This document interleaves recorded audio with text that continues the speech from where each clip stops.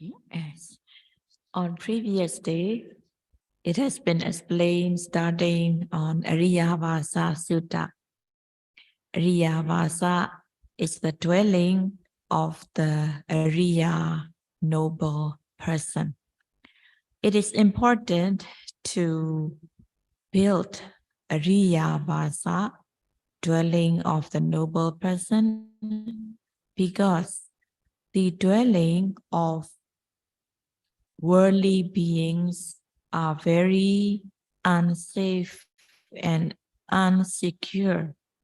If one is staying in the dwelling of worldly beings, at any moment one can fall into the danger, such as one can fall into the apaya. So it is very important to build Ariyavāsa. The first Ariyavāsa is Pancanga Vipahino, having removed the 5 factors. On previous days, removing the hindrances were explained. It was explained on the first 3 of the hindrances, that one should remove kamachanda, remove sensual desire, and vyabhada, to remove anger, and tinamita, remove sloth and torpor or laziness. So one has to remove these hindrances through the practice of satipatthana meditation. The 4th hindrance is Uddacha and Kukucha. Uddacha is restlessness, thinking about this and that, the mind going here and there. It sometimes happen even in the meditation. Even though yogi may be sitting in this meditation hall, but the mind might be going here and there. The mind might go to one's house or one's work, or even the mind might be in vacation, even if the person is here. So it is uddacha, restlessness. Uddacha. Kukucha is remorse. Remorse on one's wrongdoings, or remorse on something that had not been done, even though one should have done.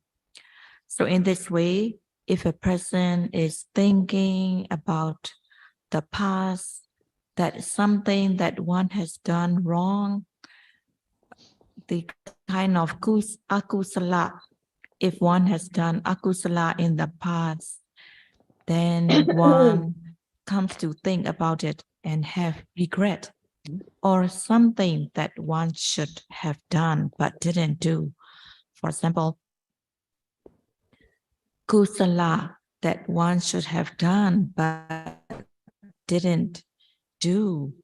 It happens also to people who have done bad things in the past, but if they are getting old, they regret that they didn't take the opportunity to do dana, they didn't take the opportunity to sila, they didn't take the opportunity to meditate, but only when they are sick in their bed, they regret.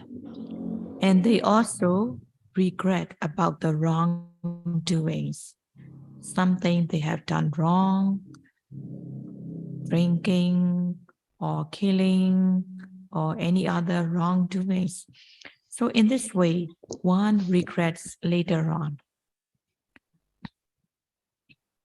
Also, yogis, when they are doing meditation practice, at some point, there might sometime arise this remorse, thinking that what they had done wrong in the past, it might arise in their mind, or sometime one come to think about one hadn't done enough meditation practice when one was young. So in this way, regret can arise. Oh, I should have meditated long time ago when I was young, when I was healthier, or I should have meditated a longer retreat when I was healthier, when my body was in better shape, and so on.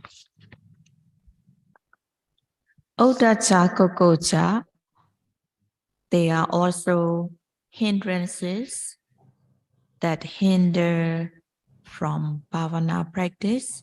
They hinder so that mindfulness cannot develop, concentration cannot develop, panya cannot develop.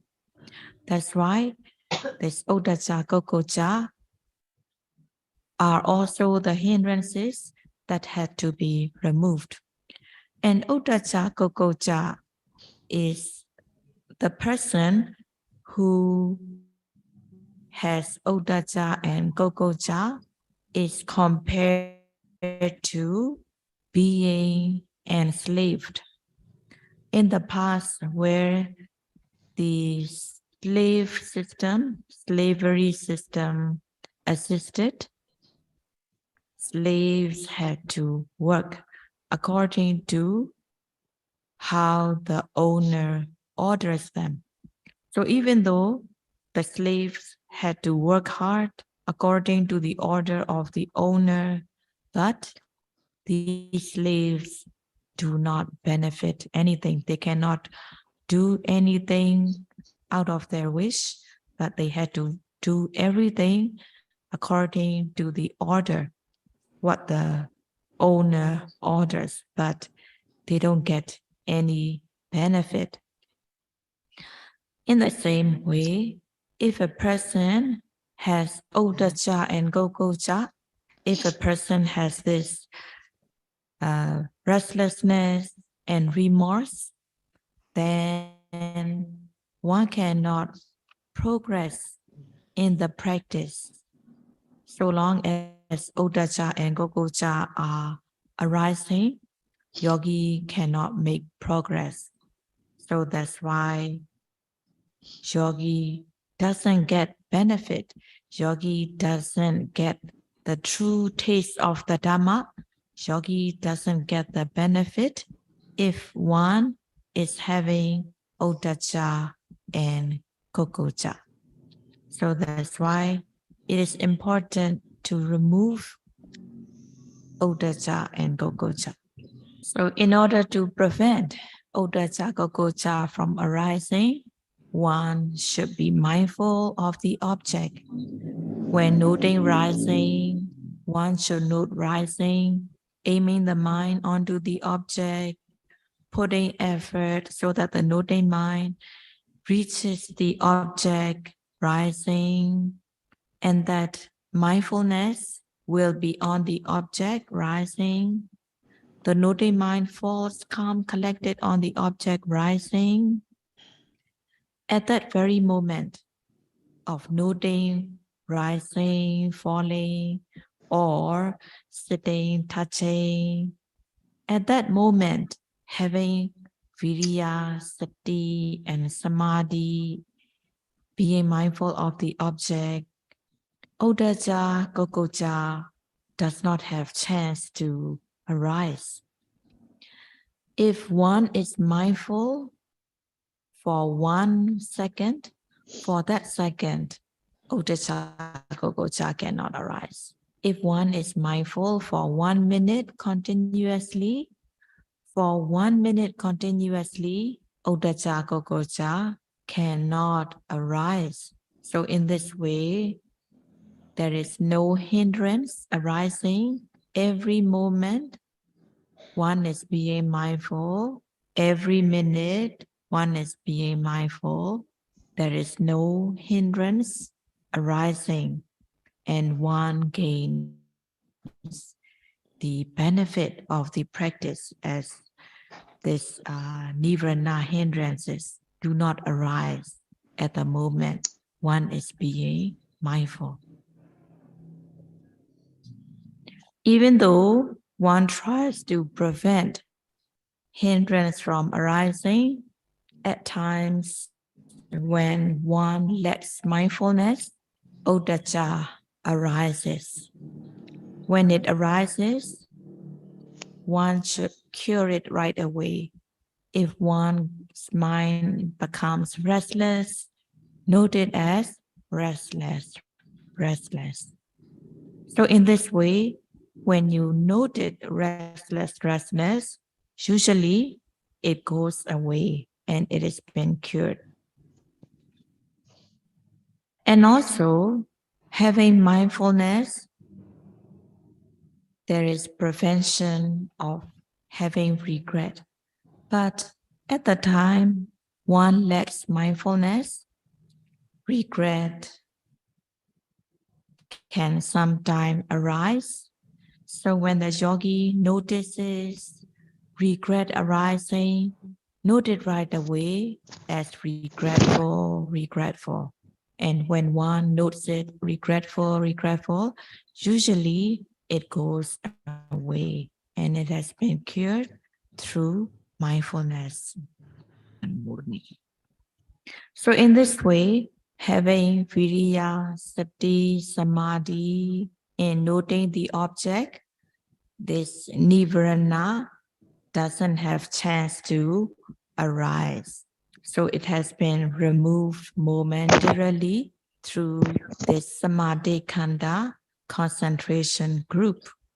And when one discerns the object, discerning the nature, the characteristic of the object that has been noted, discerning the nama rupa and so on, through this development of knowledge, discerning the object, the nirvana hindrances have been weakened and weakened. Every moment one discerns the object. So every time knowledge arises, noting the object, these nirvanas or these kilesa, even the latent dormant kilesa, will be weakened and removed every time one discerns the object. Moment by moment, knowledge arise, knowledge will be developed stage by stage until finally when one reaches the path knowledge, relevant defilements will totally be uprooted. The fifth of the hindrance is vicikicca, skeptical doubt. So when one is uncertain of the Buddha, Dhamma, or Sangha, it is called vicikicca. But if one is uncertain about worldly matters, it is not vicikicca, it is not called vicikicca. But if one is uncertain on the true Buddha, is this a Buddha or not, or have doubt in the Dhamma, whether this practice is correct or not, or the Sangha. In this way, if one has uncertainty and doubt on the Buddha, Dhamma, Sangha, it is vicikicca, skeptical doubt. Vicikicca is compared to crossroad. For example, merchants in the olden times, they have to travel in order to buy goods. They had to travel crossing forests where there is no security in remote places. So when they travel in order to buy goods, they have quite a lot of money to go and buy. And when they reach the crossroad, when they are traveling to buy goods, sometimes the robbers might be following them, trying to loot them.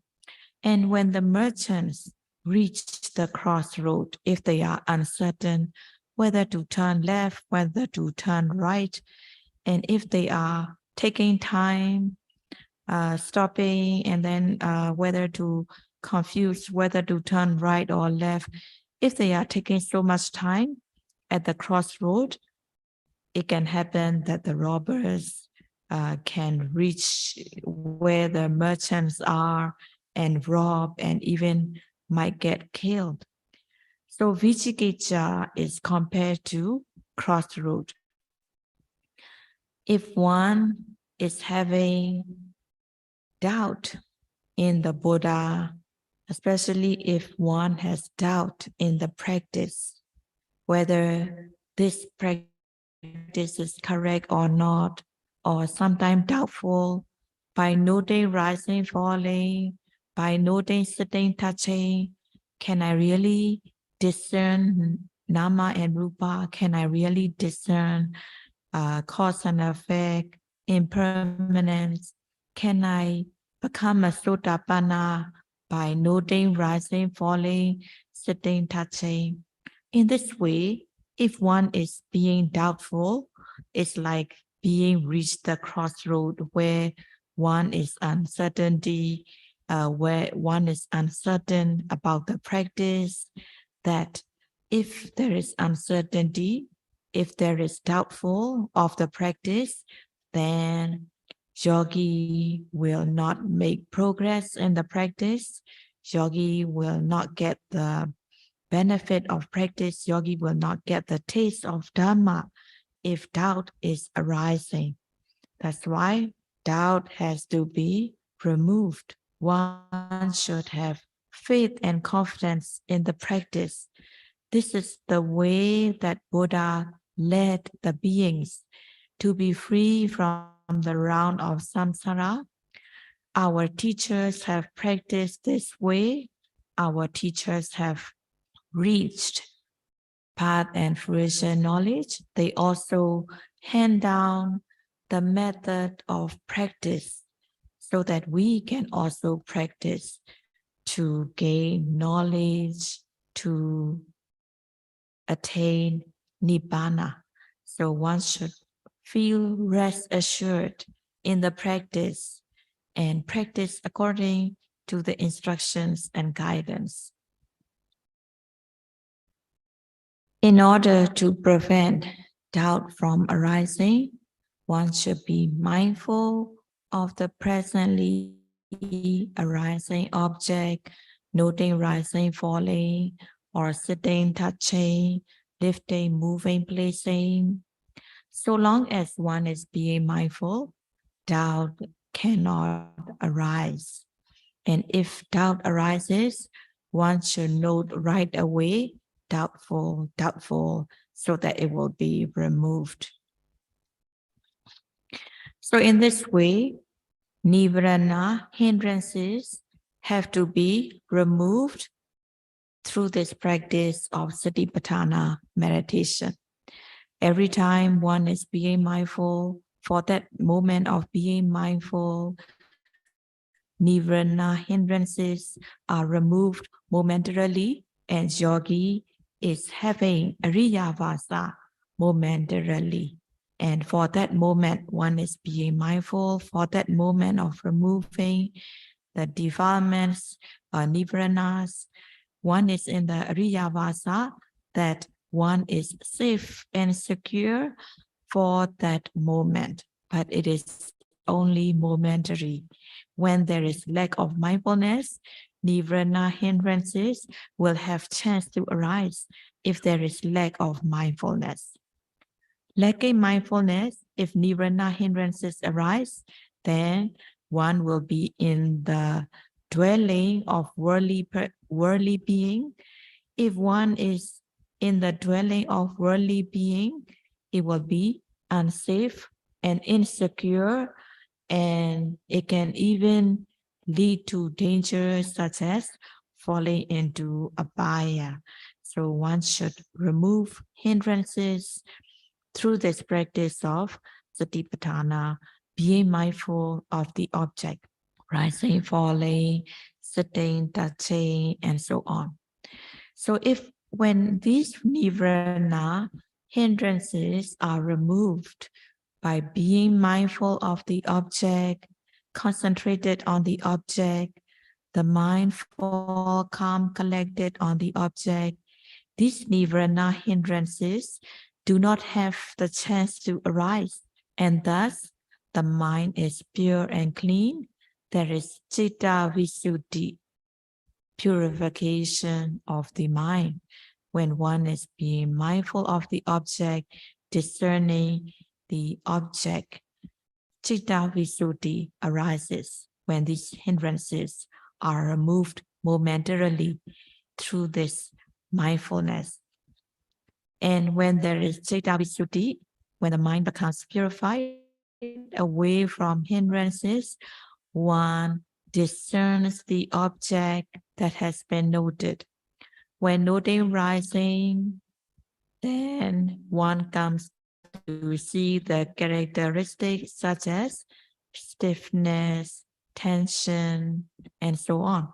So in this way, one discerns the nature of the object when the mind is being pure away from hindrances.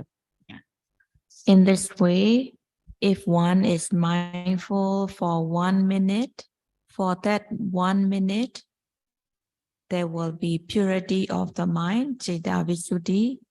If one is mindful for 2 minutes, there will be 2 minutes of citta visuddhi.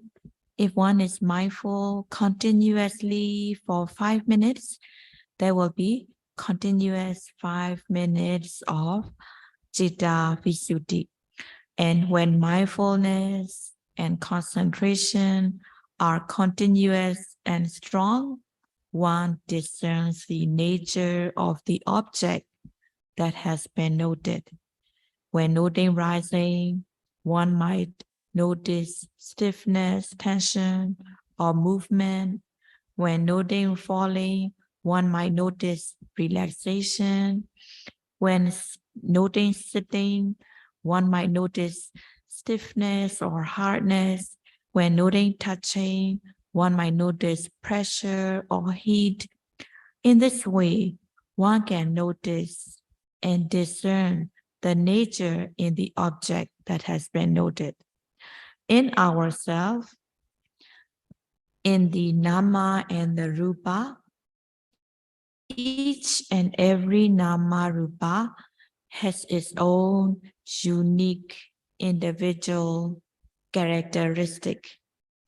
Just like food, if you eat food when you chew properly and pay attention, you can know the flavor, different flavor of the food that has been eaten. Some sweet, some sour, some pungent, some spicy. In the same way, in the nama rupa, there are unique individual characteristics of these nama rupa. If one pays attention, one can come to know the nature of the object, just like when you chew properly, you know the flavor of the food. In the same way, if you pay attention in noting the object, when Viriya Sati Samadhi become continuous and strong, you can come to discern the nature such as stiffness, tension, warmth, heat, cold, pulling, pushing, fluidity, cohesion, and so on. If one is not being mindful, one has the notion of I, he, you, person, being. But being mindful, when mindfulness and concentration become continuous and strong, one comes to discern that in noting rising, when noting rising, one notices either stiff or tense, which is rupa, and the noting mind that notes it, nama. So at the time of noting rising, there is only stiffness and tension, the rupa which has been noted, and the mind that notes it. There are only two things, no person, no being. When sitting meditation, when noting when noting sitting, one notices either stiff or hardness, and the noting mind that knows it. There is no person, no being. When doing walking meditation, lifting the foot, when noting lifting, one notices lightness or pulling, and the noting mind that knows it. There is no I. In this way, one comes to discern distinctly between mind and matter. So discerning distinctly between mind and matter through noting the object, through discerning, through the practice, one removes atta ditti, personality view. In the past, one thinks that there is person, being, but when one discerns distinctly between mind and matter, atta ditti, personality view, is removed momentarily at the moment of discerning mind and matter. But again, if one is not mindful, then this personality view might come back. By discerning nama rupa, one removes this personality view momentarily. But only when one becomes a Sotapanna, one removes this atta ditti to the point of no return. And also in the practice, yogis are advised to note intentions. For example, when walking meditation, when you are about to turn, you are asked to note the intention. Note the intention first, wanting to turn, wanting to turn, wanting to turn, and the actual turning, turning, turning. If you are about to sit down, not to sit immediately, but to note the intention first. Wanting to sit, wanting to sit, wanting to sit. And then sit slowly, mindfully, sitting, sitting, sitting. Also, when opening and closing of the door, not to abruptly open and close, but note the intention first. Wanting to open, lifting, lifting, reaching, reaching, stretching, stretching, holding, holding, and so on. So in this way, whenever one is about to do something, to note the intention first.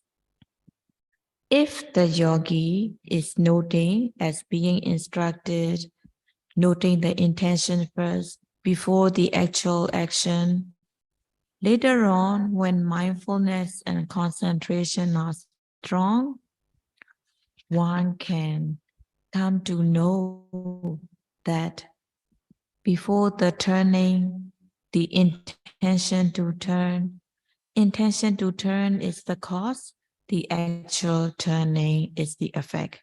If there is no intention to turn, turning doesn't take place. In this way, yogi can come to know cause and effect. That is, if the yogi follow the instruction by noting the intention before doing something. So time is up. May the yogis be able to practice smoothly without difficulty so that they can reach the goal of meditation practice. Sadhu, sadhu, sadhu.